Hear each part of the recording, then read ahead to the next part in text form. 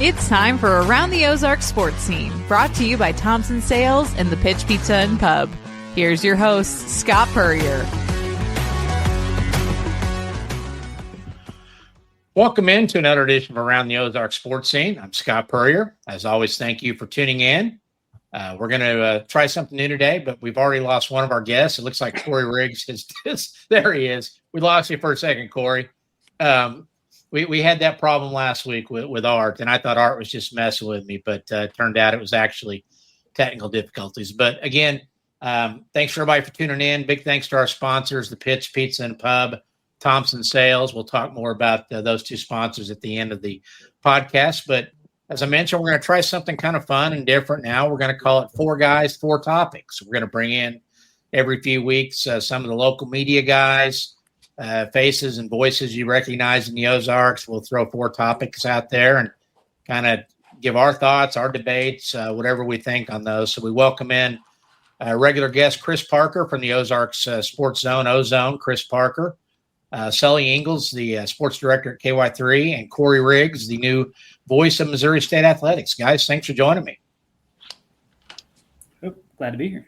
You betcha. And Sully, I think you are remotely – are you in California? Is that right? I am in California right now. I'm taking a rare week away during football season to go back home for a little bit for some family celebration. It's a tough time of year to miss. You know, there's so much going on from Missouri State to the high school scene and everything in between, but we're sneaking it in here real fast. So if Parker didn't have enough to do, you're taking off in September on him, right? That's good.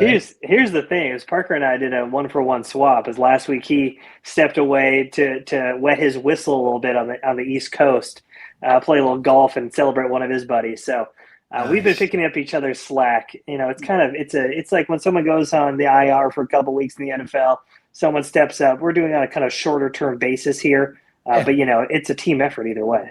So you're the Hollywood Brown to Parker Xavier Worthy right now, right? Basically, yeah. Or vice versa. I would hope that we performed better so far in 2025 than those two guys, but in that sense, yes.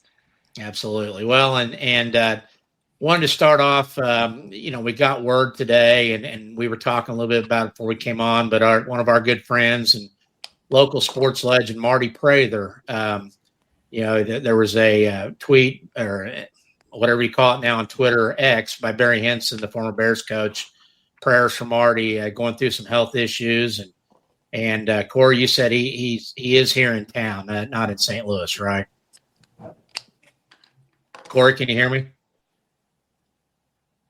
We've lost Corey there. We were talking earlier about the fact that Marty is Parker. I think that's what we confirmed earlier, wasn't it? Yes, it was. Yeah, and so we don't really know what's going on with Marty, but our thoughts and prayers with him.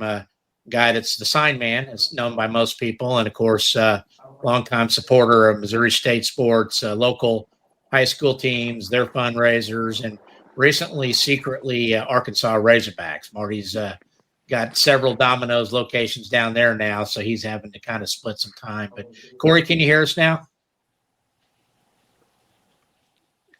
We're going to drop Corey out here just a second and see if we can get him to come back in. But so, guys, we'll kind of carry on here, and as we mentioned, four guys, four topics. I think we'll start off with some Kansas City Chiefs talk. Chiefs are 0-2, the first time, in the Mahomes era, I believe, since he came in 17, and didn't look real good either time. Hung right in there. They have no offensive weapons. I guess the question is, whoever wants to chime in, should there be time for panic in the streets right now with KC? Sully, why don't you start? Yeah, I'll start it off. I was at the game on Sunday, so kind of seeing that in person, seeing what the Chiefs played like as compared to, the last 7 years of football from Patrick Mahomes and that crew with Andy Reid. I don't know that it's time to panic quite yet. I think this team has enough experience to kind of weather a storm like this. I wouldn't say that they are frustrated overall with we're not going to be able to make the playoffs. We're going to lose this streak in the division, all those types of things. They know that all of that is still in front of them, even if the Chargers look much improved, as well as the Broncos and the Raiders in that division. But, it's clear to see with that offense, it's pretty stagnant for most of the games. If you take away the long bomb for the touchdown that they had in that game, the offense wasn't very pretty. You had the drop by Travis Kelce on the goal line that then goes the other way into an interception. Kelce obviously doesn't look like the peak of his career or anywhere close to that at this point. So you kind of need those other weapons. And, having the injuries that they've had and obviously a suspension on top of that to Rashee Rice, there's maybe things that you think you're going to get guys back and you're going to feel better about it. But at the same time, Patrick Mahomes has made a career so far of doing less with more. And he has some capable guys out there. They just haven't really been able to put things together. And then when it comes to the Eagles, I mean, you saw that's obviously the standard in the NFL. Not that the Chiefs aren't, but they're the Super Bowl champs. They hand it to the Chiefs again, this time on their home turf. So I don't think it's time to panic yet, but there's certainly some adjustments that need to be made. And that's something that they easily can do as they face the Giants, even on the road this week, in a team that they should take care of. Corey, I mentioned this kind of half jokingly on Twitter that Kelce looks cooked. And he may be betting against the Chiefs because he takes out Worthy in week 1. He drops a touchdown pass. It becomes an interception in week 2. What are your thoughts on the Chiefs at the 0-2 start? And is it just kind of a hold on now till you get the reinforcements back offensively? Well, I think there's something to that. I think the narrative that I've seen play out nationally, though, is the one that really bothers me, which is, does Andy Reid not have it anymore? Is the play calling not what it used to be? People are already calling to question Matt Nagy and what he's doing with the Chiefs offense. I think it has been a really bizarre sequence of events. The Chiefs don't normally have to deal with injuries like this, let alone this early in the season. You also get a Super Bowl rematch 2 weeks into the year against a team that didn't really lose anything. They're not having to deal with their top wide receiver serving a suspension. Travis Kelce looked physically as good coming into camp as he has in the last couple of years. So I'm not ready to hit the panic button on it yet, but it's definitely head scratching to try and figure out why they're not more effective right now offensively. And maybe the bigger thing is everybody, all the little brothers there in the AFC West have gotten better. So your room for error this year is not, I think, as great as what it's been in years past because the Chargers, the Broncos, the Raiders have all gotten better. I don't think they're as good as the Chiefs, but they've caught up. Yeah, and Chris, I called you Chris. You're always Parker to me. I don't even know why. I didn't know you had a first name. You're like Pele and Madonna, Parker. But is this a division now where 9 and 8 may win it because they're all going to beat up on each other because everybody has gotten better?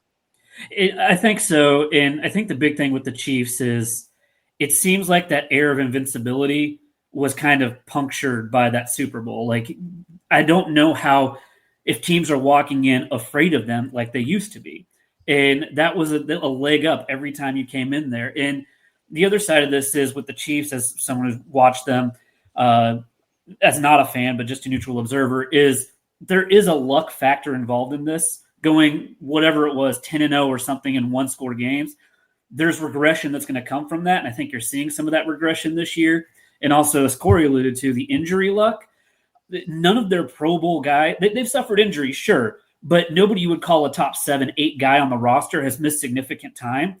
And that's just an unsustainable amount of luck involved. Everybody suffers those injuries eventually. The Chiefs have just been very fortunate. So I think you're getting a lot of that regression plus some of the luck. I mean, how many times have we watched the Chiefs and that ball Kelce drops just hits the ground? Yeah. And this year it got caught. And so there's just something a little bit different. I will go out on a limb and say this week feels like a must win for them with the Ravens coming the next week. You got to win this game even on the road. Because you can't go 0-3 facing the Ravens in week 4. And if everybody says the NFL loves the Chiefs, so they didn't do many favors with this schedule, that's starting out. I mean, and of course the Rashee Rice suspension starting, he didn't do himself any favors on that one by being stupid. But one of the alarming things to me, and I don't know. I hate when Corey sees my tweets because he figures out real quick who I've got on my fantasy team and who I'm mad at, and I can't for the life of me figure out why not give Pacheco 10 or 15 carries just to see if he gets in a rhythm and is the Isaiah Pacheco of 2 years ago, because it just seems like they try him, and then here comes Kareem Hunt with his walker out there at 30 years old, and they don't let anybody get in a rhythm. Does anybody agree with that? Corey, you were nodding yes. I agree with that, and I'll take it one step further too, Scott. Remember, the Kansas City Chiefs get all the calls, right? That's been the narrative for 2 or 3 years. The referees love the Chiefs. They go to Coldplay concerts with Patrick Mahomes and the White Hat. We didn't get any calls against the Eagles. Eagles got the calls. That's something that comes with being the champ. So I'm curious to see if that narrative changes any this year either. Absolutely. So big trip to New York to play the G-Men. Russell Wilson turned back the clock 10 years at the Cowboys, which I don't know if that was letting Russ cook or let the Cowboys fry, because their defense is awful. But big one for them, and should be fun. Is that Sunday Night Football this week? It is. Yes, it is Sunday Night Football. And Scott, I will say to your point about Isaiah Pacheco there too. Yeah. When I look at football minds greater than myself on social media, especially a lot of guys that are very familiar with the running game, I think a lot of Pacheco's problems is his ability, or I would say inability, to kind of find the hole and follow the blocks there. The Chiefs have a pretty good line at this point, and they've got depth to that as well. And Pacheco, he's such a head down runner. Sometimes I think, he needs I think the best example that we've seen maybe on the Chiefs in the NFL for a while is Le'Veon Bell, who's so patient in the backfield, waiting for things to develop. Kareem Hunt, I think, is a little better at that, but he, as you mentioned, not near the athlete that Pacheco is. Coming off the injury as well, I don't know if there's a hesitation to run head down like he did his rookie year, but that's a big part of that offense that's missing too. When you look at the Eagles, 3rd and 1, 3rd and 2, obviously they've got a play that is always going to take care of that short yardage distance and that situation. I don't think the Chiefs have that, and it kind of puts back to that point of pressure on Mahomes to make magic and get themselves into situations where they don't have to worry about those critical 3rd and short distances. So they need to figure something out. I mean, that's the thing too. They're not going to win a Super Bowl or even sniff it if they don't have an established run game, and they really don't through 2 weeks. I mean, Patrick Mahomes is your leading rusher. He got 63 yards in the first half, pretty much none in the second half. That's no running. And obviously, they weren't down a ton. It wasn't like you just go straight to that air raid offense. You need to have the balance in that offense. That's what Andy Reid does so well. But I don't know if it's a personnel problem compared to a play calling problem, and that's something they got to figure out, and they got to figure out fast. Well, and if Mahomes keeps averaging about 60 yards a game on the ground and leading them with about 10 carries, we're going to see Minshew magic pretty quick here instead of Mahomes magic. I don't think anybody in Kansas City really wants that. So move on to topic 2. Let's talk high school football. Of course, that's right in the wheelhouse of Parker and you, Sully, and the KY3 and Ozone staff. I was going to have one thing on the Chiefs. I bet your sales staff just hates it when the schedule comes out and there's Sunday Night Football with the Chiefs, right? Just not really much sales opportunity there, but as somebody who came from those days. But high school football. Parker, who's caught your eye so far in the first 3 weeks? We knew going in Nixa was going to be really good, probably the favorite in Class 6, maybe statewide after finishing as runner-up last year. Kind of give us a rundown on who the eye-openers are for Chris Parker and the Ozone so far. I'm a voter on the state poll, so I look throughout all the state all year and make those votes and everything. And so we got 3 number 1s in Southwest Missouri with Nixa in Class 6, Seneca in Class 3, and Marionville down in Class 1. And those are kind of the 3 standard bearers right now. But the one team, kind of fringy there, but Thayer is one to watch in Class 1. They were the smallest Class 2, Sully's a big Thayer fan. They were the smallest Class 2 team last year, and they are this year one of the 2 largest Class 1 enrollments. That's a huge advantage for them. They bring back 2 1,000-yard rushers. Those SCA schools just always show up in the postseason. I think Thayer is a real threat to win a state title. And then the other big change this year, the eye-opening thing for me was how the districts landed. Especially in our local District 5 for Class 5, District 6 is what it is. In the last few years, Carthage and Webb have gone to Kansas City, and Republic and Branson have stayed here. This year, Carthage, Webb, Republic, Branson, all in the same district. They moved them back together. And so that's, Carthage, Webb, Republic. One of those is, for my money, going to be the number 1 seed in that district, and someone else has to play a really tough semifinal opponent. So seeing some of that redistricting was really something that stood out. And Carthage is number 3, Webb is number 4, and Republic is number 6 in the Class 5 ranking. So that district is brutal. That conference is brutal. Those are kind of some of the highline things so far. Nixa opens with wins over Republic, Webb City, and Joplin. I think Carthage is up this week for them. Handled Republic late after Republic did their usual control the entire first quarter with one drive or most of it. But Nixa looks a little vulnerable to the defensively to the ground game if somebody lines up and just runs at them. Webb City kept it close that way. Joplin had it a one-score game in the final 5 minutes. Sully, has that caught your eye that maybe Nixa needs to get a little better on defense to run the table like we think? Yeah, I think the benefit of being in the Central Ozark Conference is you get to play a great or at least solid high school level team week in and week out and really test yourself. And it's, comparable in college ranks to the SEC when it comes to our area. It's always going to be a battle week in and week out. And right now, obviously Nixa is sort of, I would say Georgia or Alabama from years ago, and they are tested every week and they get everyone's best effort every single week. Everyone's got that game circled. It feels like a rivalry every time that they play. So I'm not as worried about them. I think they need to continue to play the ball that they have dominated with it over the last, season and a quarter now. And obviously adding the running back that they added is going to make a big deal there. Adam McKnight is taking a step forward. You still have a good chunk of that offensive line. The defense definitely has room to grow, but that's what you want to do throughout a season. You don't want to be at your best week 1 and 2. You want to be closer to week 14 when you're going up to play for a state championship, hopefully. And then beyond that, in that conference too, the teams they've played have been solid across the board.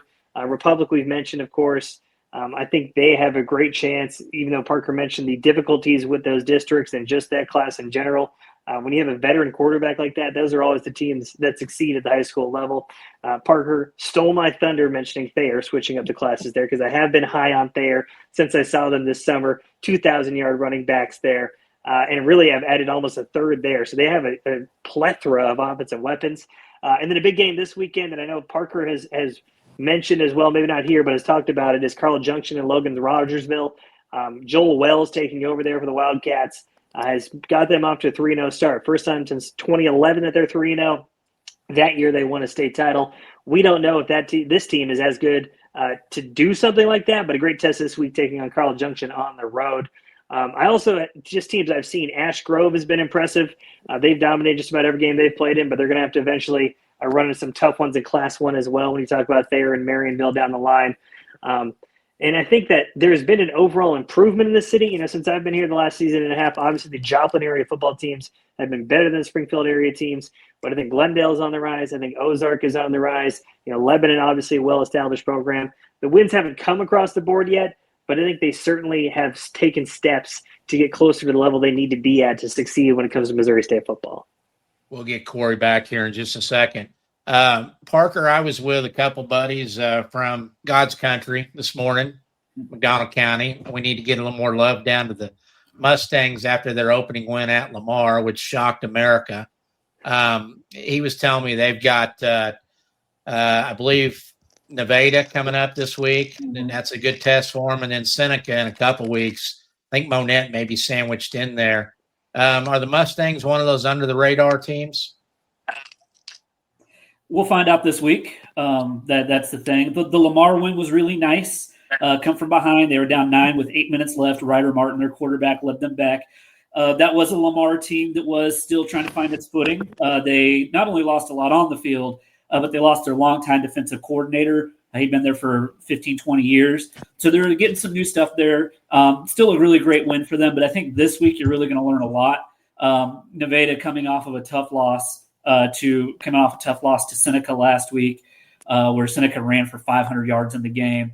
But I'm picking. I think I had McDonald County in the picks this week, and that's who I'm going with. But I can see that game going either way. And just a real quick flip back on Nixa, I think you hit it on the head with kind of the defense. Webb City, they run a college level stat program every game they play. And some numbers that jumped out in that Webb City game specifically, because I don't always have time of possession and stuff from all these games. But Webb City had the ball for 29 minutes to 18 for Nixa. Yeah. Webb City ran 55 plays to 37 for Nixa, and the difference was really that one turnover that Webb City had, and Nixa had none. So that's something that really jumps out, is that they need to be getting off the field. They can't let those teams sustain the drives, and that's what's kind of holding back some of those offensive numbers we're used to, is because teams are able to stay on the field a little bit longer than normal, than they have been in the past. But yeah, that's kind of what jumped out to me about Nixa. We're having I will say, what's that? I would just say too, to that point though about Nixa as well, they have scored, I would say, just in my eyes, so fast on so many possessions, thanks to Jaden McCaster, the running back, or Adam McKnight airing it out. Sometimes it's like they create a problem for themselves. Like they put their defense on the field back before they even have an opportunity to rest, because they get such a quick score, and then it kind of grinds the rest of the game where it gets tougher. So it's a strange problem to have, where they're almost, it's great to have the success you have on offense, but it also makes those defensive guys, like you mentioned, time of possession, the amount of plays they're out there for, it increases that for them because they score so quickly a couple times a game. One of the interesting things about this podcast is the Where's Waldo we're playing with Corey Riggs. Apparently Patrick Ransdale has let him escape from his dungeon room at Hammond Center. Corey, can you hear us? I guess Corey's lost audio again. We'll try to add him and get him back. It looks like he can't. And now they're turning the lights on. Corey, can you hear us? Corey, can you hear us? He can't. Okay, I'm going to take him out. And the magic of this has got to be a Meyer Communications thing or something. Everybody who ever set foot in the studio is now cursed for technology. One other thing on the high school football that I wanted to touch on. Number one, about Nixa, I don't think Adam McKnight has the receivers he's had in the past.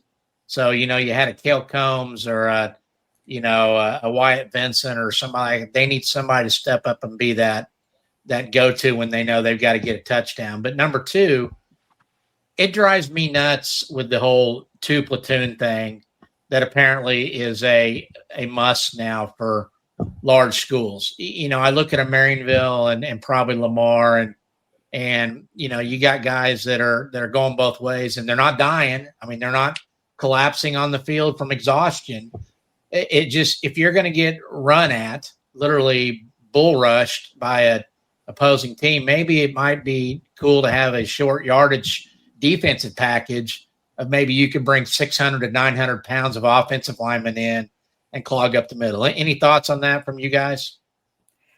Hey, I would be all about it. Use your best players at the times. I mean, I talked to some coaches in the I talked to Coach Frank Tristan in the preseason about, they got a couple receivers, Joel Rover and Trevor Heeman, and he was talking about how they play a position and a half, that they're not going to have him go both ways all the time, but he doesn't want to lose a game because his best athletes are sitting next to him on the sideline. Yeah. And I agree with that completely. There, you don't need to run. You wouldn't need to run Cantwell or Mays both ways all the time. But like you said, in key packages where it's going to be a run, have them go stuff up those lanes and take up some of those gaps. And I think it would be I would like to see it.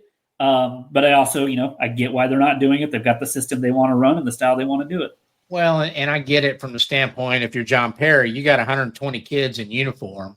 Mm-hmm. And if you're playing the same 15 to 20, you're not going to have 120 kids the next year and the next year and the next year. So it's a tough dilemma, but I think when it gets down to it, if this trend continues where people can run right at them and eat up 5, 6, 7 minutes of clock, there may be some packages when they get into the districts and playoffs where you see 325 pounds of Jackson Cantwell run out there and play nose guard. I don't know if they have to call Miami and get permission on that, or if that's a text down there.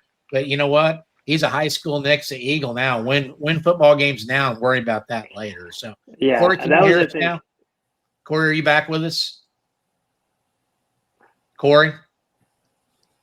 I think Corey's still having audio issues, so we're going to take him out. If people are watching this, it's got to be intriguing where Corey's going to pop up on the screen. So hopefully we'll get him back and have him add in there again. But, so it'd be interesting to watch district-wise, and we talk about Nixa. Parker, who's in their way the further down the road you get? I mean, who are the Lee Summit Norths of this year? Well, you're looking at – they've actually got a pretty fortunate path because they avoid the St. Louis path this year. because this year, so they rotated every year. So if you're looking at on Misha, there's 8 districts, and so this year 1 through 4, one of those is going to the final, or 1 through 4 is going, or I know it's insides and outs. But at any rate, their tough matchup would looks like it'd be Blue Springs South. That would be a state quarterfinal matchup for them. Blue Springs South or Blue Springs, both highly rated in the state rankings. I think Blue Springs South right now is the class of Kansas City. But you would avoid like Liberty North, Lee Summit North, CBC, DeSmet. Those are all only for the state championship. So, and then their quarterfinal looks to be against some teams that from a couple weaker districts 3 and 4, which I don't think have any ranked teams as of right now. So they've got a pretty clear path if they can get by Blue Springs South or Blue Springs. But again, that district something weird always seems to happen in that Kansas City district. Those teams are familiar with each other.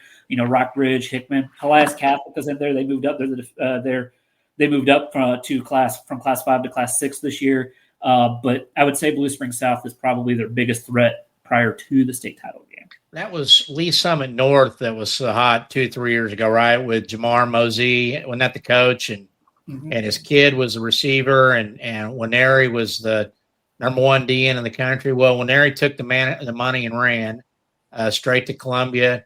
Didn't hardly do squat. He's in Nebraska now. Mosey, I think, isn't he an assistant coach at Nebraska? I'm unsure about that exactly. I think his kid transferred from Oregon to there. It's funny how these things play out and usually different completely from what you thought was going to happen there. But Corey, are you back with us? I don't know. I'm probably going to throw this phone into we have Corey Riggs on my way home. I don't know. The biggest saga we've had going on is where you were going to be, because we saw you walking down the hallway, and it was almost like that. What's that Jennifer Hudson show? We kind of wanted you to dance down the hallway coming in or something there. But technical support is not my foray, man. I'm not an IT guy. Well, and to touch on this before we move on, we were talking about Nixa and the 2 platoon system, and teams are lining up and running at them right now, and they're getting 4 and 5 yards at a time, eating up clock. Parker said the Webb City time of possession was 33 to something to 18, 29. Yeah, it was 29 to 18 minutes, 55 plays to 37. Yeah, you can't win games down the road like that. You did such a great job covering high schools and MediaCom, those Friday night games forever. What are your thoughts on the larger schools and 2 platoon systems where kids are mostly playing one side of the ball? I mean, we've seen it all, right? It's. I've always kind of favored the smaller schools and the guys that have to be the starting fullback and the starting inside linebacker. The starting quarterback and the starting free safety. I don't know that platooning it is necessarily a bad thing, but I think most schools have a limited number of great athletes. And in basketball, you don't come off the floor if you're great. You stay, you play offense, you play defense. I would like to see the best guys stay out there, but I understand why a lot of coaches want to do it. It also cuts the number of opportunities to get injured in half. And you want to have those guys at the end of the season. I would say if you're doing it this time of year, it's fine as long as you're winning. But toward the end of the season, you want the best 11 on the field that you can have. And sometimes that means it's a guy that's playing on both sides of the ball. If we were doing around the horn, you'd hear bloop, bloop, bloop, on the points for the injury thing. That's a good point. And I'll just close with this. The best 2-way player I ever covered was Mark Smith at Webb City. And he was Mark Smith at Webb. Yeah, a linebacker that went to Arkansas and was an all-SEC linebacker, and a quarterback at Webb City that he would pitch the ball and he would find somebody to go try to kill with a block. And I miss those football players. Corey, you saw him. He was one of a kind. Yeah. He was a year before me in school. Go ahead, Chris. Joplin, the year they went to the Class 6 title game. Isaiah Davis, who's now a New York Jet. Linebacker, running back. Zach Westmoreland, who ended up playing FBS football. Wide receiver, cornerback. They ran their best guys out there both ways when it mattered most. I know he's a quarterback and it's a different world now, but you can't tell me Adam McKnight wouldn't be hell on wheels as a safety or a linebacker over there, especially if you gave him a chance to hit people if he was mad about what happened on offense, So, but anyway, we get it. We understand. It's just quarterbacks are sneaky, the meanest guys out there because they get hit all the time. They want a chance to hit somebody back. They need a chance to hit somebody back. Herman Boone sent Sunshine out there to play safety in the state championship game. And I don't think they completed another pass, did they? And remember the Titans at that point? So, I mean, they did not. Maybe Adam McKnight's Sunshine, you got to put him out there, at some point in the secondary. But anyway, we lost Corey again. That's a shocker. Moving on to topic 3. We're going to talk some baseball. Springfield Cardinals, St. Louis Cardinals. St. Louis Cardinals are 74-78. Fourth place out of the 5 teams in the NL Central. Kind of been the year that everybody expected when they came out and said they weren't really going to try this year at the start and we're building for the future. Meanwhile, Springfield Cardinals are back in the Texas League playoffs for the 3rd straight year. That starts up next week. I believe it's Tuesday, Thursday, Friday, with Tuesday in Tulsa, Thursday, and then Friday, if necessary, here in Springfield. Sully, have you guys got out much? I know you guys carry a game on there. Your thoughts on the Springfield Cardinals? And I guess the question is, do the Cardinals still seemingly have the grip on Southwest Missouri as this area's team, or is that slipping? Well, I will say you provided me a pretty good example of the lack of interest right off the top. Spring Cards played their first playoff game yesterday. Oh, they won. They'll play game 2 at home tomorrow on Thursday. So I mean that is this week. That's what I mean. That's sort of the point right there. It's hard to gauge the interest of people in the area, even ones that follow sports and care about baseball. And I think that's kind of the problem, not only here in Cardinals country, but across the country. As a lot of baseball fans are older, they're trying to get youth more involved. But at the same time, you look at football. The Chiefs are so dominant in this area now. Everyone cares about them so much. It's sort of hard to spark that love for the game that I felt like so many kids had, even just my age, in my early 30s.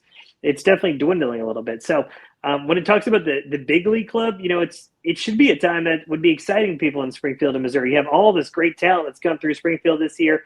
Number 1 overall prospect, J.J. Weatherholt, who's now just knocking on the doorsteps of the majors in AAA. Obviously, Liam Doyle is here now in Springfield. He's the number 2 prospect for the Cardinals. An electric 97-mile-per-hour arm that is just a bulldog on the mound and fun to watch. And it's like, if that can't get fans juiced up, it's hard to think that the Major League club is going to have any success after that. We've seen the record lows in attendance for the Cardinals this year. And you kind of nailed it on the head to start as well. Like, they told you before the season they're not going to play for 2025. And they're not going to do the things they need to do to be competitive. Sure, you could say now, well, look, in retrospect, the Cubs and Brewers are great. They're 2 of the best teams in the entire major leagues. But you never know what could happen because the Cardinals are only 3.5 back of a wild card spot. Is that one good starting pitcher, another bat? When you think about the WAR equivalency of that, it very well could be. And it very well could be something they could have done at the deadline. I think they made the choice, and it is the right choice, to keep the youth and think about 26 and 27 rather than go for 25. But at the same time, you need to put out a product and you need to make guarantees to the fans that they are going to be good those years so that they can get through a bad year like this and not kind of dump on the front office, which obviously there's changes on the way. Mosaic is coming out and all those types of things. But, it's a hyper-fast world we live in. And it's not like 30, 40 years ago where it's like, I'm going to stick with this one team the entire time until I die. I think the youth that take in sports are much more flexible than people of a different generation. And I don't think the Cardinals realize, they've had such a stronghold on the area that it could slip if they don't do.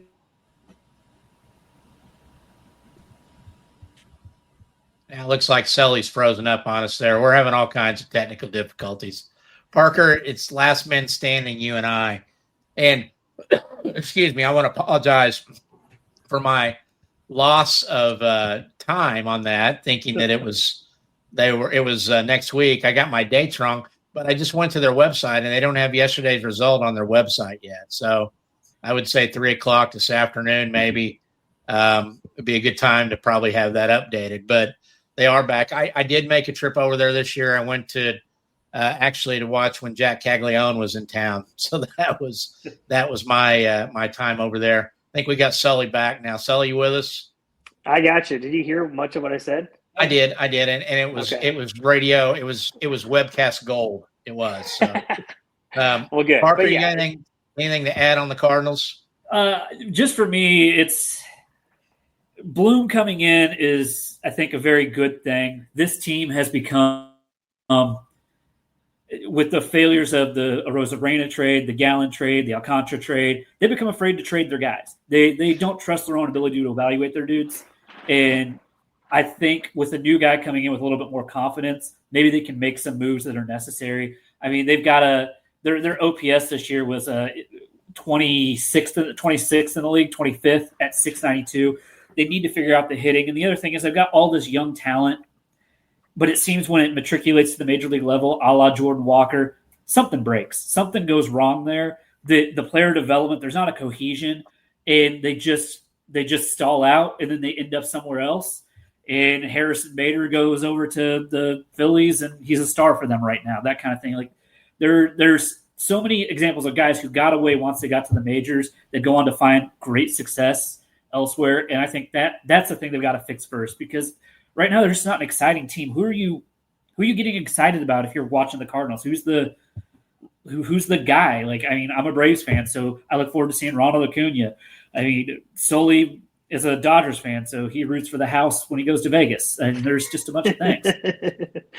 You're telling me you don't get excited to see Yoel Pozo play baseball 7 days a week? You're telling me it doesn't get you a little fired up to watch Miles Michaelis go 5 innings of 4-run baseball out there, Parker? Maybe you need to think about where your fandom stands. Well, I guess being a Braves fan, you don't have to worry about that. But yeah, that's a great point there too. I think it's like what's the most exciting player? Is it Mason Wynn? Is it Wilson Contreras? I mean, Wynn, at least I'll give you, makes great defensive plays, but I don't know. Which player are the kids going out pretending to be? Like, yeah, when they play I'm in Lars Newt bar. I mean, it was supposed to be Arenado, but it just hasn't been. And we talked to him last week in Springfield, and he's like, not that he was non-committal about the Cardinals, but it didn't seem like he knew that the writing was on the wall, that they want to be younger and that they are not going to give him buku bucks to just stick around and figure things out. Corey Waldo Riggs is on the move again, headed outside. I think, where's Waldo? He is outside of Hammond Student Center right now. Corey, we need you for topic 4. Great. A lot of fun last Saturday, Missouri State football home opener, their first home game as an FBS school. Crowd of 15,000 plus at Plaster Sports Complex to watch Southern Methodist University come in. Before we get into the football part of it, of course, monumental day with the final official broadcast by Art Haynes as voice of the Bears. I didn't get to hear the sign-off. Corey, how did the end of that go for you and for Art? Well, honestly, Scott, I think I was more emotional than Art was. I kind of got choked up. He thanked me for doing what I've done and working with him for the last 2 or 3 years. And then he really kind of summed up everything in about a 45-second clip. Sully was there. Mike Keltner was there. Me, Art, and Art's daughter, Kathleen. It was just kind of a crowd of about 5 or 6 of us, which seemed kind of odd given the magnitude of what was going on and his final sign-off. But he did it as eloquently as you would have expected, and it's kind of hard to believe that we've finally gotten to that point. It's the only voice I've ever known. It's the only voice a couple of generations have ever known when it comes to this. Most people like me didn't get a chance to grow up and hear Vern Hawkins. All I've ever known is Art Haynes. Well, and a nice tribute. The video was wonderful that you guys all did for him. And there's a void out there with no sports talk from 4 to 6 p.m. Just a ridiculously bad decision by Zimmer Communications to kill that show off and to kill it off the way they did, the final day. But it's hard now. I mean, with Wyatt Wheeler gone, and no sports talk. I mean, Parker, the ozone ought to be rolling right now because you guys are the the place to go find scores and information. And now the News Leader apparently has decided that if they can find a kid anywhere in the continental U.S. that can watch it on TV, he can write a story. And it's just a sad state of affairs. But really, really great to see Art get to call that game and a competitive game. And that's kind of where I'm going with this, Corey, is I fully expected SMU to come in here pissed off about losing to Baylor and overtime and letting it get away in the fourth quarter, and not really wanting to be here anyway because it's Springfield, Missouri, and a first-year FBS school. And I thought they'd come in and it'd be similar to the USC game. And it was absolutely 180 from that. A 10-0 Bears lead in the second quarter, 28-10 the final. What did you take away from that in terms of expectations? Now, how many wins are realistic? And, 15,000 for that game on a 92-degree day. What about the crowd? Will they retain the crowd, you think, going through in this first historic season? Yeah, let me try to split it up and respond to all of that. One, I think this team can win 5 games this year. I really do. I think watching them play against Marshall, what watching them play against SMU has told me is we're going to feel good when we get to Conference USA play. I really believe that. Liberty is supposed to be one of the top teams in this league. They got beat by Bowling Green the other day. I think we'd all be have our heads spinning if we thought the Bears lost to Bowling Green. So I like where Ryan Beard has this team right now. I love the crowd. I love the game day environment. I'm hearing on campus right now that we can have the same crowd, and it's as crazy as it's the same family weekend. We can have the same size crowd Saturday night for Tennessee Martin that we had for SMU, which is a crazy thought. But if we can have another 15,000 under the light this time, and what will be a lot of reasons to stick around for the second half, it won't be 100 degrees, and the Bears should probably. So I like where they're at right now, and right now being at Blaster Stadium. Again, a little audio difficulty there, Corey. We're going to chip in and buy you a new phone. So if you'll check GoFundMe, that I'll start today on my Facebook page. And we lost him there. So, if you, and I picked that up, I think you guys did too, but he thinks 5 wins are attainable, and that the crowd, and I'll say this, that there was and I hadn't been to a home game in a while. I'm going to admit that, and I was in the Bud Light Garden, so there may be some influence on how much fun I was having, courtesy of Will Fisher distributing, but it was fun. The flyover and the music, and that's a credit to Kelsey Tolbert, the new director of marketing for athletics they brought in. She's got some new ideas, and the stadium looks cool with the Mo State up there and in the stands and all that. It just feels different. Sully, do you get that same feel? Yeah. I went to a couple games last year, saw the environment, saw what it felt like. Even during their long win streak last season, it wasn't as exciting as it was for that SMU game. For the tailgate, I was out in the tailgate doing a story there. To the game itself, the student section was packed. Like, that's what they need to have happen. They got to show that they can outgrow this stadium. I think that's kind of the idea when it comes to Missouri State right now. Like, you have this foundation. It's kind of like, playing that college football video game where it's like, you need to continually improve and stack up wins and stack positive things to show that you are going to make noise at this level. So when it comes to, I think Corey, 5 wins, I think that is definitely reasonable. They got one under their belt. I feel like they're going to win this weekend against UT Martin. And then to me, I think Conference USA football, it's certainly improved from where the Bears were, but the Bears seem to be pretty improved as well. I think 5 is very manageable, and I could even go as close to saying they could end up closer to 500 if things really break their way and they play the way they played in that first half against SMU. I think Jacob Clark being a 7th-year senior is almost like a cheat code because he's seen everything you can see in college football. That is such a huge difference for that team. Quarterback play will take you so far at this level, and they certainly have a quarterback that is going to get pro looks and is going to be a guy that has a chance to play at a professional level. And then that defense is tenacious, man. I think Ryan Beard nailed it this week at his press conference. He said Missouri State are the kings of doing more with less.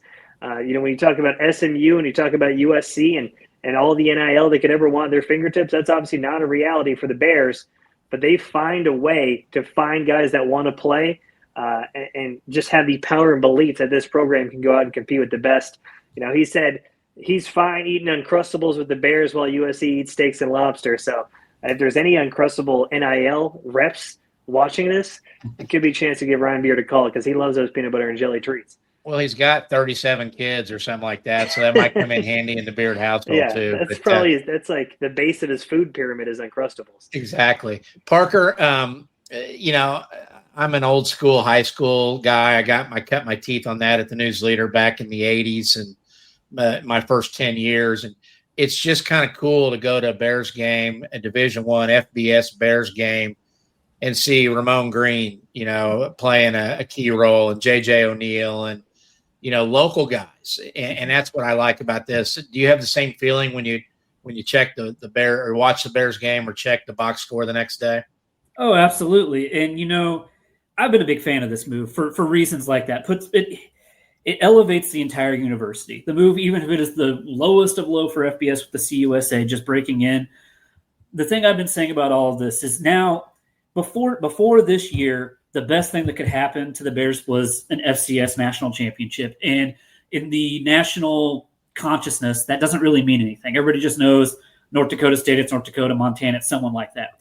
But now it's the best, but a college football playoff appearance was impossible for this year. But now you can dream.